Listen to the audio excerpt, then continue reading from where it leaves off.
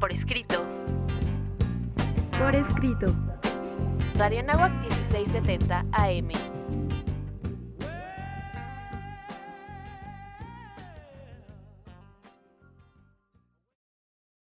Bienvenidos a un programa más de Por Escrito. Estamos en Radio Anáhuac, que el día de hoy nos acompaña. ¿Qué tal? Bienvenidos. Mi nombre es Cecilia Durán Mena y seguimos atrapando lectores y escritores para nunca dejarlos ir. ¿Cómo están? Me da muchísimo gusto saludarles como siempre. Mi nombre es Raúl Sanz. Un servidor, Juan Carlos Padilla. Nuestras redes sociales. Por supuesto, los invitamos a que nos sigan a través de todas nuestras redes sociales. Estamos en Facebook, Revista Por Escrito, Twitter, @Por Escrito, Instagram, @Revista Por Escrito, y escúchenos a través de Spotify, véanos en nuestros canales de YouTube, en todas las plataformas donde nos encontramos. Y recuerden también que pueden seguirnos en Radio Anáhuac, desde luego, y todos los miércoles salimos con una nueva emisión a través de Código Libre en punto de las 9 de la noche. Síganos, por favor. Queridos escuchas, queridos seguidores, ¿cuál ha sido el lugar más lejano al que han ido de visita? ¿Cuál es el lugar al que han viajado? ¿O cuál es ese lugar al que les gustaría viajar? Vamos a nuestros pretextos literarios. Pretextos literarios.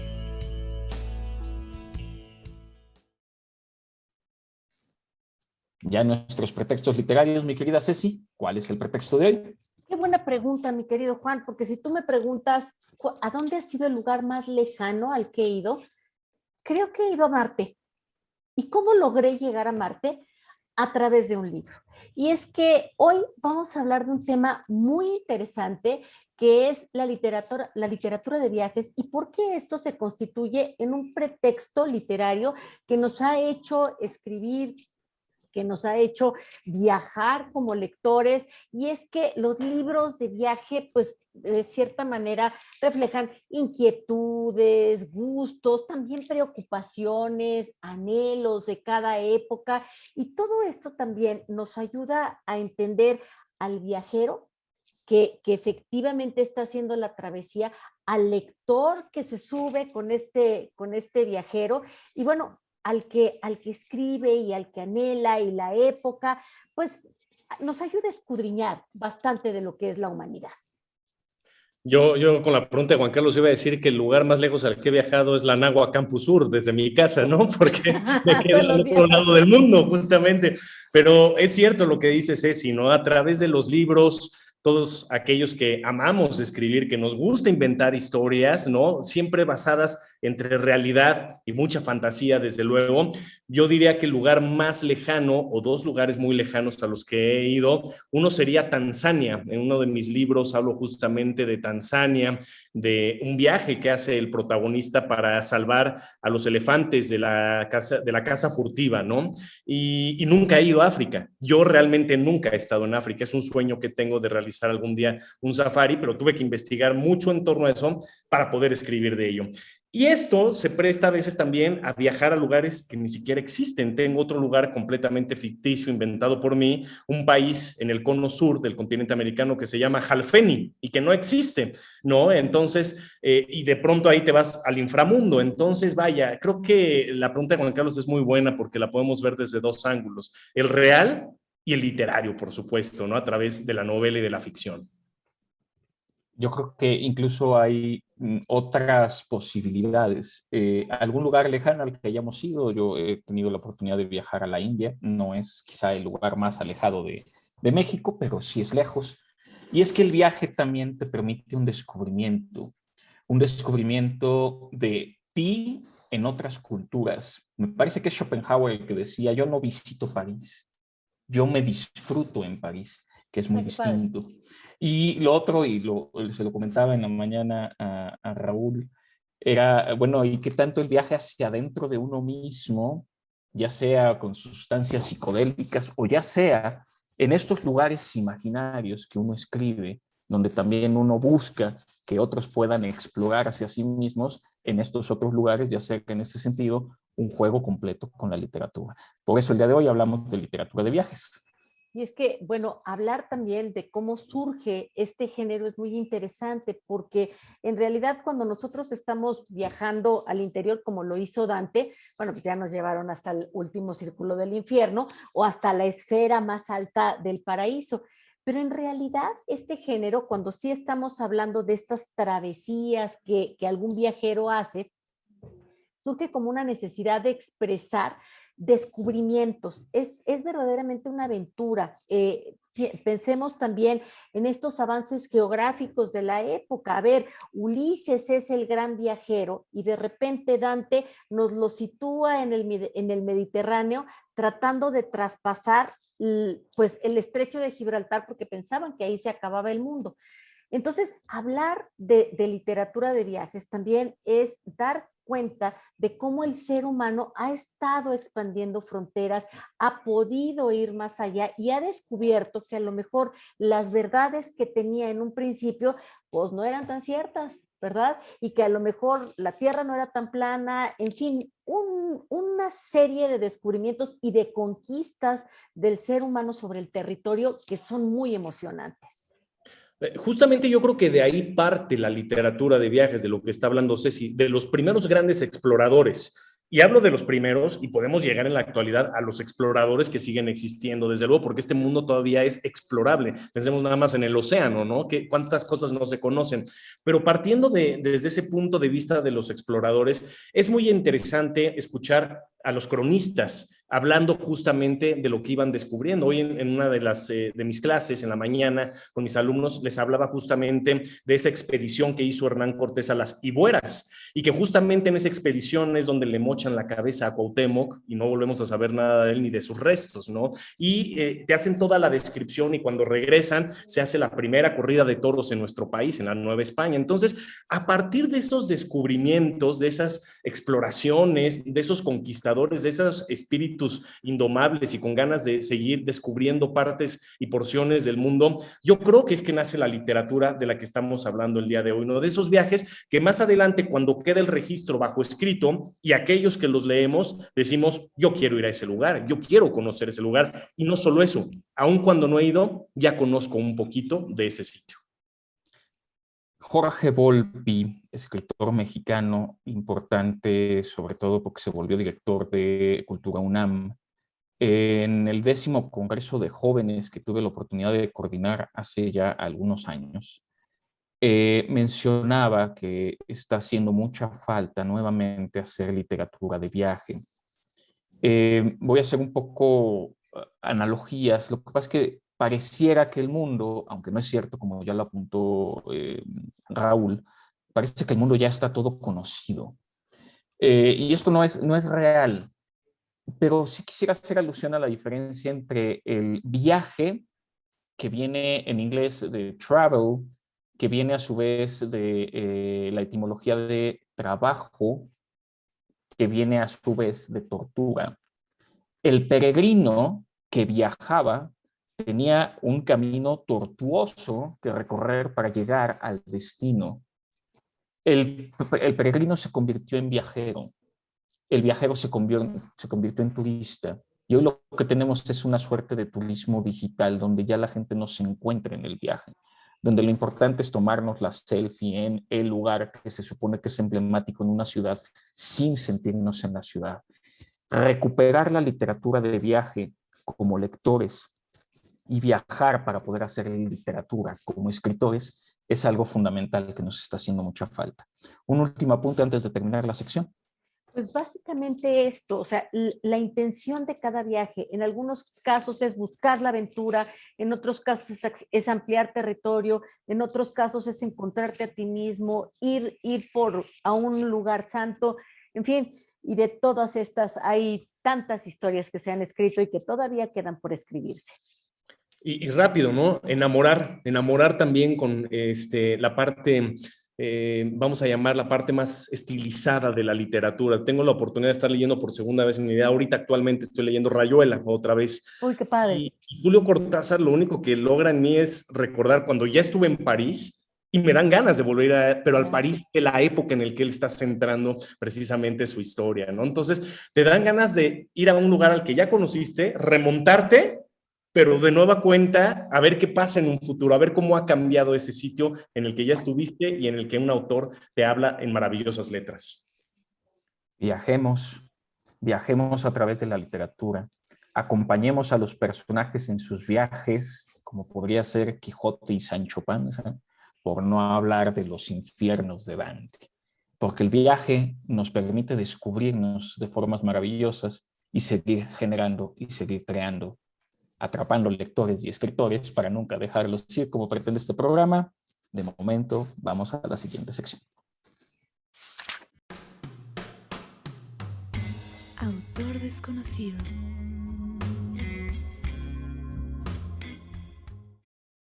Me gustaría hablar de las características de la literatura de viajes. Fíjense que uno podría sugerir la incertidumbre de introducirse a esta lectura de este tipo de obras, sobre todo por la poca información que podamos tener sobre este género literario. Ahí es en donde le encontramos más gusto. Por lo tanto, me gustaría enumerar algunas características de la literatura de viaje para que se den cuenta si este tipo de lectura puede ser de su agrado. Bueno, en primer lugar, no me gustaría dar como la receta, sino más bien qué es lo que nos podemos encontrar y con qué nos podemos sorprender. Y lo primero es el sentimiento de otredad.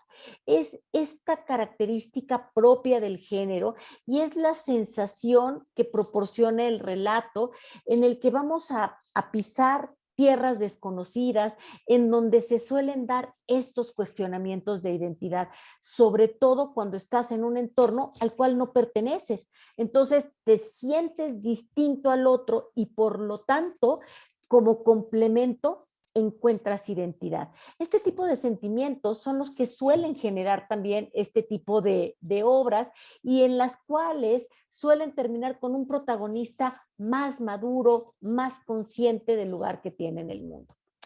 Otra cosa es que el viaje es una parte fundamental de la narración. A diferencia de los libros de aventuras o de las epopeyas, el tema de viaje se posiciona dentro del relato como un articulador principal de toda la trama. Entonces se suelen incluir datos del itinerario, información, nos van dando datos temporales, los topónimos de los territorios recorridos y bueno, nos van contando también las respectivas distancias que se van cruzando y a la vez se suele tener un registro de fechas y horas y descripciones de lugares visitados junto al de las respectivas poblaciones y contrastes, que es lo que realmente caracteriza este viaje, esta literatura de viajes. Pero también algo muy rico que encontramos ahí es el retrato de las sociedades. Las novelas de viajes suelen ofrecer descripciones muy detalladas e históricamente sustentadas en la mayoría de los casos de las sociedades a las que se viaja, aportando a través de una narración descriptiva detalles de sus principales componentes y van pues datos históricos, claro que sí, pero también datos económicos, nos muestran el sistema sociopolítico, las creencias, las tradiciones, la antropología, en fin, se realizan retratos de gran calidad descriptiva que permiten al lector visualizar con gran facilidad estas comunidades con las que el protagonista debe de interactuar a lo largo del viaje. Por otro lado, ya decía que son narraciones cronológicas, ya que dentro de estas obras generalmente hay un orden cronológico, es decir, el orden narrativo corresponde con el tiempo en el que se van sucediendo los acontecimientos. Por eso el narrador toma voz y cuenta detalladamente el desarrollo de la historia de viaje. Es difícil encontrar brincos, flash forwards o flashbacks dentro de estas para no confundir al lector. Entonces es muy interesante observar el juego del tiempo y la importancia de la fidelidad que éste tiene dentro del relato, ya que entre más fiel se es al orden de la construcción cronológica, se aproxima más la literatura de viajes a la crónica. Por lo tanto, entre más ficción se incorpore al relato, más cerca estará de la novela. Y remarcando la narración cronológica, se hace uso del orden también espacial para crear un orden narrativo, siendo a través de la descripción ordenada de los lugares que el propio autor recorre su vista a lo largo de toda la obra. Y por supuesto está el componente literario. A pesar de que gran parte de la narración va a quedar subyugada al carácter descriptivo de las obras, estas también suelen compensarnos con el componente literario que podemos sacar de estas, lo cual se logra a través de la claridad, de la belleza, de las descripciones que el autor realiza, así como el aprovechamiento del hilo conductor que nos puede dar cierta tensión narrativa o que puede provocar capítulos aislados y entonces nosotros nos quedamos con la tentación de qué irá a suceder después y sobre todo muy intrigados sobre cuál será el desenlace de los acontecimientos que se van a estar dando durante la narración o bien si hay un discurso o cuáles son las aventuras desde el punto de vista de este narrador que le da a este lector que lo va acompañando. Conversaciones.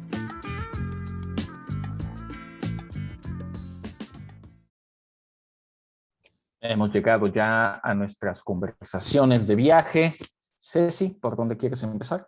Híjole, podemos irnos por caminos silenciosos o por caminos bulliciosos. Me gustaría empezar por esta parte que tiene que ver con lugares, porque, a ver, a veces tenemos también nuestros secretos, ¿no? Entonces, lugares que no queremos compartir. Lugares que no queremos compartir con nadie es un titulazo de Elvira Lindo. Elvira Lindo es una autora española que vivió mucho tiempo en Nueva York, porque su esposo fue el director del Instituto Cervantes en Nueva York.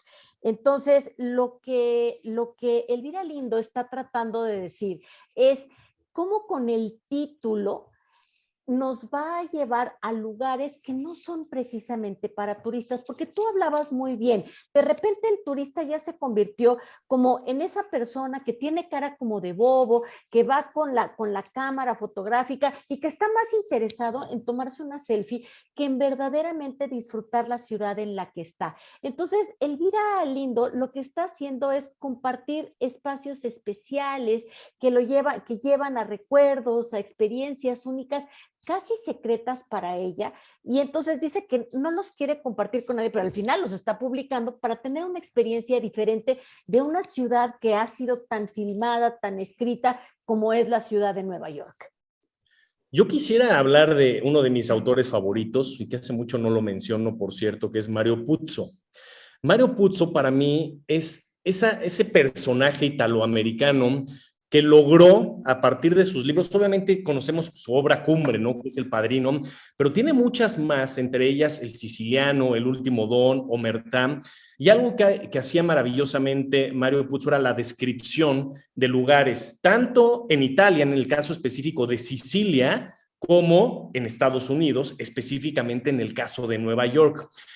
Yo debo decir que gracias a Mario Puzo y después, por supuesto, también a la filmografía del propio Francis Ford Coppola con la película del Padrino, a mí me pasó algo muy chistoso. Antes de ir a Nueva York, yo ya conocía Nueva York a través de las letras de Mario Puzo, sobre todo ese barrio italiano, no tan significativo, pero también conocía la parte del Bronx, la parte de Brooklyn y desde luego pues la parte de Manhattan, gracias a la descripción maravillosa que hacía este autor. Algo muy chistoso que me pasó cuando llegué a Nueva York es que después de haber leído tanto esas letras de Mario Puzo y desde luego viendo la película, resulta que cuando llegué a Little Italy, pues ya casi no queda nada de Little Italy, de todas esas cuadras gigantescas que tenía, ¿no? Ya nada más queda una calle, porque el resto lo están invadiendo y lo están consumiendo los chinos. Quiere decir que el barrio chino de Nueva York se está acrecentando, mientras que el barrio italiano cada vez se está reduciendo más y más. Entonces, todo eso que yo había leído, de pronto me topé con una realidad alterna. A mí me gustaría platicar, ya hemos más o menos establecido los tipos de viaje que puede haber por mi faceta de historiador. Me gustaría mencionar algunos grandes viajeros que crearon narrativa, empezando por Heródoto y los 9 libros de la historia. Marco Polo, al que le voy a dedicar unos minutos más adelante.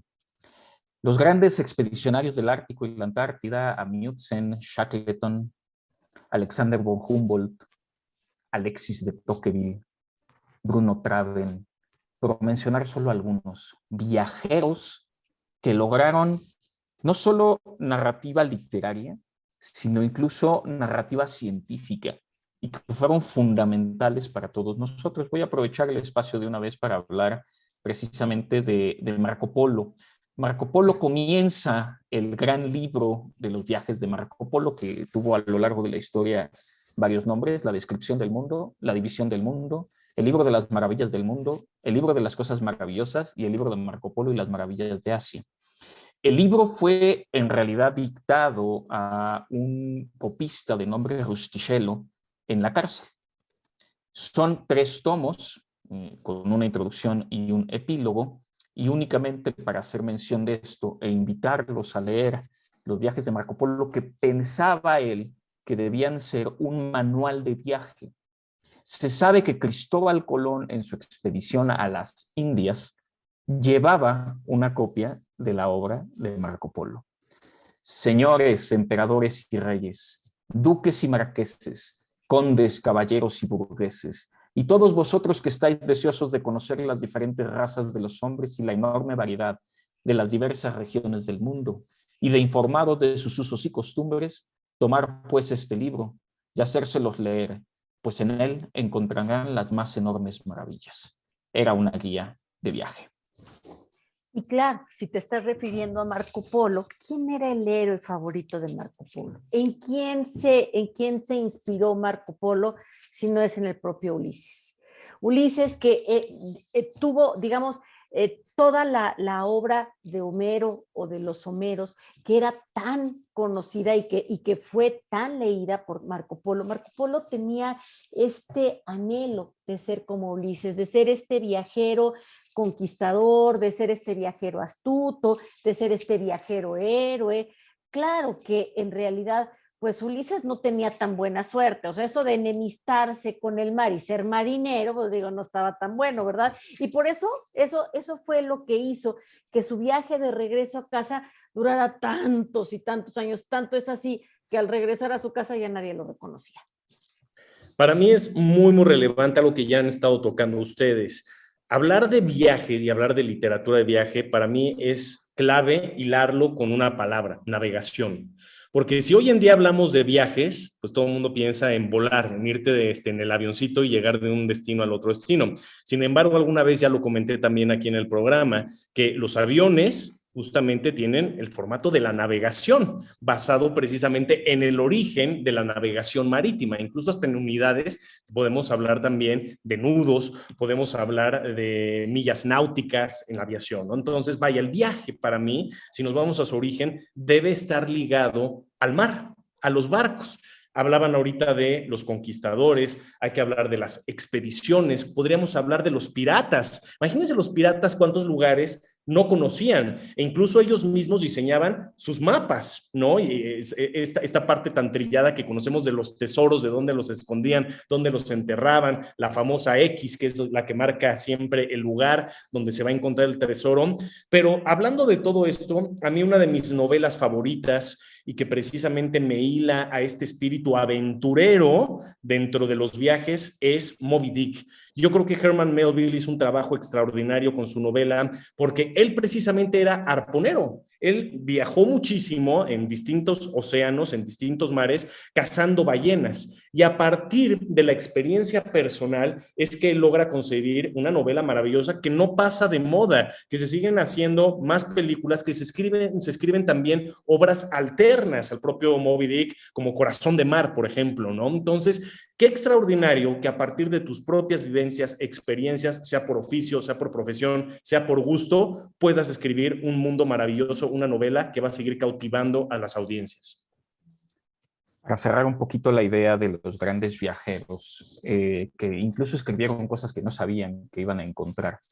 Por alguna extraña razón, ahorita en mis notas no encontré los conquistadores. Ya se hizo mención ahí en algún momento a Hernán Cortés, que tiene más bien cartas de relación, pero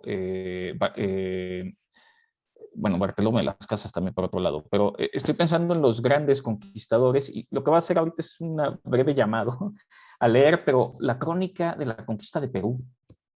La crónica de Perú de Felipe Guamán Poma de Ayala, Juan de Santa Cruz, El Señor de los Incas, Cieza de León, Narrative of the Incas, Juan de Betanzos, Los errores y supersticiones de los indios, Francisco de Toledo, Las fábulas y ritos de los incas, Sarmiento de Gamboa, Historia cultural y moral de las Indias, Cristóbal de Molina, Miscelánea Antártica, José de Acosta, Comentarios reales de los incas, Cabello de Balboa, Dioses y hombres de Guarochirí, Garcilaso de la Vega, la relación de Quipucamayoc, etc. En fin, son muchos los cronistas, en este caso, que viajaron a América por hacer alusión solo a uno de los muchos descubrimientos, y con esto cierro un poco la idea de el viajero que, gracias a que viaja, puede escribir.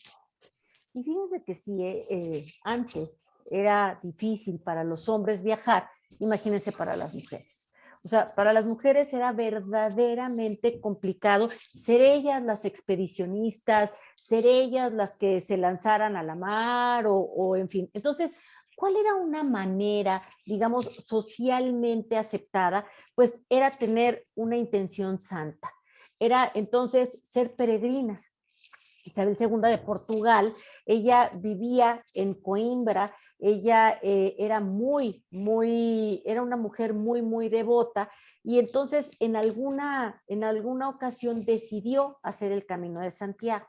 Entonces caminó desde Coimbra por toda la costa de la península ibérica hasta cruzar la frontera, llegar a Galicia y llegar efectivamente a Santiago de Compostela, al sitio donde ella piensa o pensaba que están los restos de Santiago. ¿Cuál era la intención? La intención era generar la Compostela.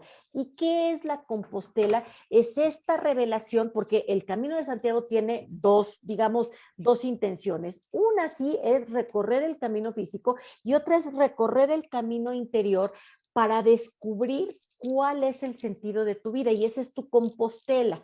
Entonces se supone que cuando Santiago Apóstol venía desde Jerusalén para llegar a esta ciudad, encontró un campo de estrellas y esa era la Compostela. Entonces estas viajeras peregrinas iban quedándose en diferentes conventos, en diferentes lugares, para que el lugar fuera casto y santo, y entonces la intención del viaje fuera una intención santa, y entonces sí tuvieran la autorización de viajar. Isabel II tiene sus diarios de viaje y son muy interesantes, bueno, ver cómo viajaba con todo su séquito y cómo eran como sus votos de pobreza y en dónde se quedaba y qué comía y qué de todos esos lugares en donde ella iba parando existen todavía. Y cuáles son, digamos, los hitos que ella tenía que ir pasando y qué existe todavía de lo que ella mandó construir una vez que regresó a Coimbra, a Portugal. Bien, quisiera ahora darle un poquito el giro o darle al otro lado de la moneda, hablar sobre el momento de escribir. Por un lado, podemos irnos, yo platicaba hace rato de Rayuela, ¿no? El hablar de un París que existe, tal cual, que a lo mejor ya cambió de época y esto ha hecho que también se vaya modificando la propia ciudad, pero sigue siendo París.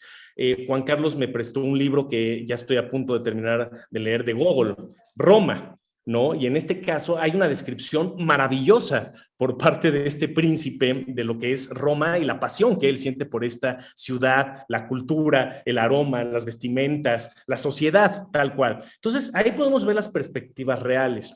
Por el otro lado, en la literatura también podemos hablar de la ficción o del realismo mágico, como si les digo dos lugares, Comala y Macondo, por poner un ejemplo, ¿no? Y hay una descripción maravillosa y hay quien dice, ese lugar existe, y otros que dicen, no, nunca existió, salió del ingenio de un autor, quizá sí, quizá no, y quizá luego terminaron por bautizar un pueblo como Comala o como Macondo, ¿no? Pero derivado de la propia literatura, qué interesante. Y finalmente, a lo que quería llegar con todo esto es que hoy tenemos una gran ventaja los que escribimos que no existía antes. Para poder detallar un sitio específico, tenías que haber viajado antes. Obligatoriamente tenías que conocer ese lugar. Hoy en día hay que decirlo, tenemos una gran herramienta que es Internet, que es este mundo digital en el que estamos. Entonces, a veces, a lo mejor ya conoces el lugar, pero necesitas hacer mucha investigación también cuando vas a escribir sobre ese lugar. Rápido les cuento una anécdota, ¿no? En una de mis novelas, yo estaba hablando de cuando el personaje principal llega a Nueva York y ve las Torres Gemelas, ¿no? Y estaba fascinado y hago toda una descripción de eso. Meses más tarde, todavía no publicado el libro, un amigo que le di, a varios amigos les di a leer la novela, me comenta, oye, Raúl, está padrísimo todo esto, bla, bla, bla. Pero, ¿qué crees? Que me metí a investigar y en el año que tú detallas eso, todavía no estaban las Torres Gemelas, sino que su construcción empezaba un año después. Me metí a investigar y dije, tiene toda la razón. Tuve que cambiar, regresar y modificar todo al Empire State en lugar de las Torres Gemelas, ¿sale? Entonces, eso es algo maravilloso que a veces tenemos que no solamente aludir a los viajes que ya realizamos, sino meternos a investigar mucho para darle todavía más veracidad a aquello que queremos escribir. Que por cierto, yo nunca entré a las Torres Gemelas, pero el Empire State es muy impresionante por dentro. Hubo oportunidad de viajar, entrar a algunas oficinas y vale la pena. Y me gustaría resaltar que habla con mucho cariño y mucha pasión Ceci sobre el Camino de Santiago, porque lo recorrió y porque puede hablar de él a partir de la experiencia. Y sé que Raúl ha expresado que la ciudad de Roma le encanta y también lo puede hacer de esa manera. Ahora sí me gustaría hacer alusión un poco a los viajes. Yo pensé que, a propósito, no había mencionado a Rudyard Kipling, porque sé que le gusta también a Raúl y pensé que lo iba a mencionar. Es importante mencionar a Kipling. Me gustaría mencionar los viajes de Gulliver, de Jonathan Swift, el viaje de Baldassare, que ya he hecho alusión en 1666, escrito por Amin Maalouf. ¿Y qué decir de Julio Verne y sus 20.000 leguas de viaje submarino? O el viaje al centro de la Tierra, claro, o su vuelta al mundo en 80 días. Y a mí no me gusta Julio Verne. ¿Qué decir de la guía del autoestopista intergaláctico, del ingenioso hidalgo Don Quijote de la Mancha, de Alicia en el País de las Maravillas, o del Señor de los Anillos? Y por mencionar también el cine, hacer alusión al viaje de Chihiro, y a la muy tradicional y quizá primera gran ficción, El viaje a la luna de George Méliès. Híjole, qué buen recorrido, qué excelentes recomendaciones acabas de dar, Juan Carlos.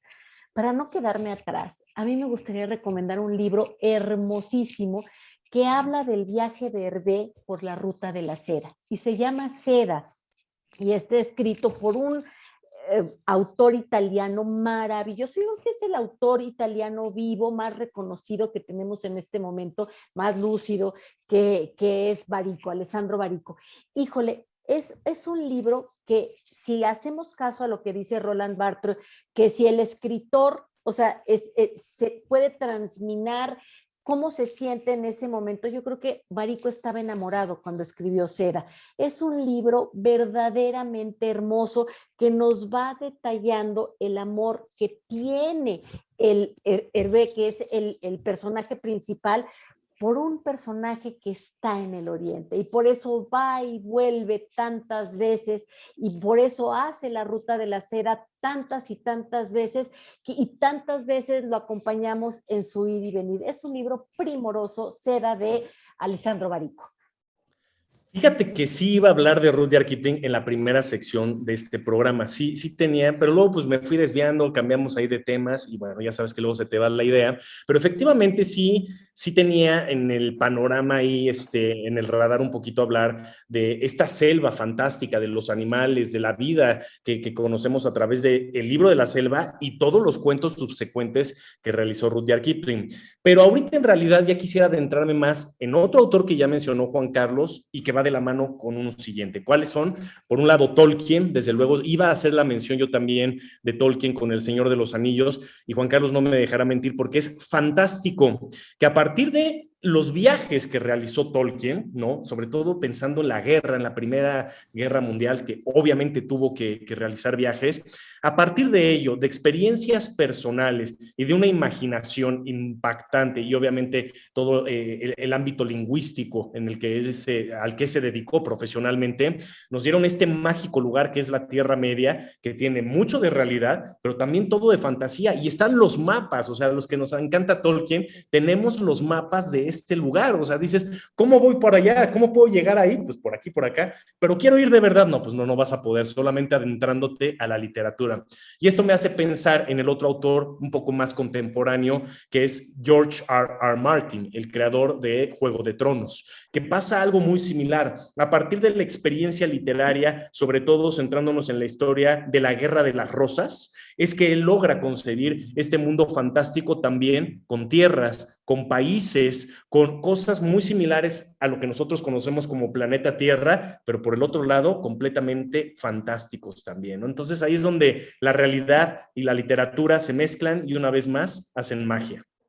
Y para que se mezcle, mi recomendación es cuando viajen con un cuaderno y anoten lo que les venga en gana. Los va a enriquecer. Despedimos el programa. Muchísimas gracias.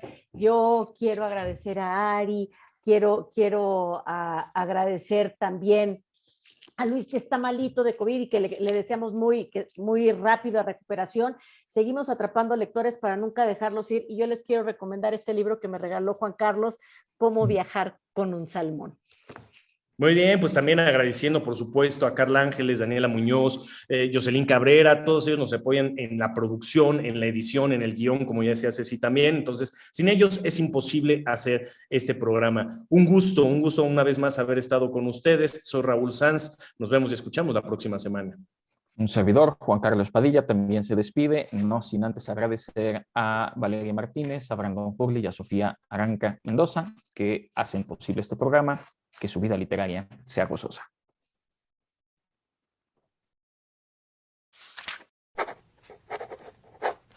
Ultimátum. No tienen escritura. Los contratos son verbales o recordados mediante señales grabadas en madera. Toda la comida que consiguen es compartida por todos ellos, y si algunos se encuentran en una situación difícil, los demás se apresuran a ayudarle. Son obedientes a las órdenes y no dejan jamás de cumplir una promesa. Han conservado la simplicidad de los pueblos primitivos.